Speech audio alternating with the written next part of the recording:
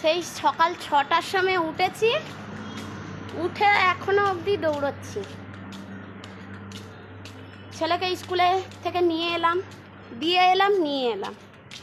দিয়ে বাড়ির সমস্ত কাজ করলাম, 2টো বাড়ি কাজ করলাম, দিয়ে আবার ওই ছেলেকে আবার বাড়িতে রেখে তাকে একটু খাবার দাবার দিয়ে সমস্ত কিছু করে তারপরে এই আবার যাচ্ছি। অবস্থা দেখো গরমে কি হয়েছে।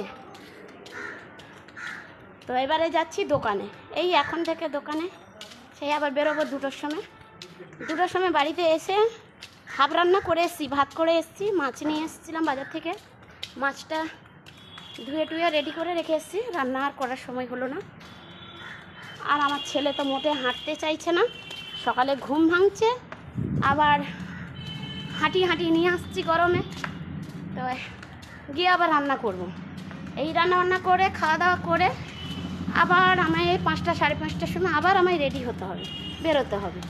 তাহলে আমরা সারাদিন কত দৌড়তে থাকি, কত কষ্ট করতে থাকি, কিন্তু যারা বাড়িতে বসে থাকে বা করে বন্ধুরা, তাদেরকেই বেশি ভালোবাসা দেয়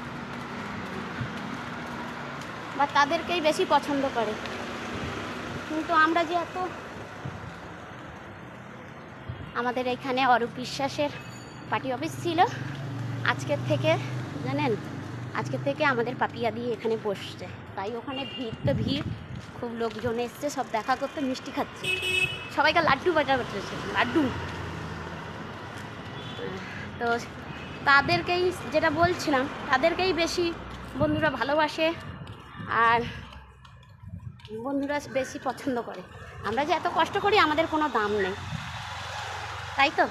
চলো ঠিক আছে, দেখা যাক কবে দাম হয় আমাদের, বা কবে আমাদের ভালো লাগে সবার। তো টাটা।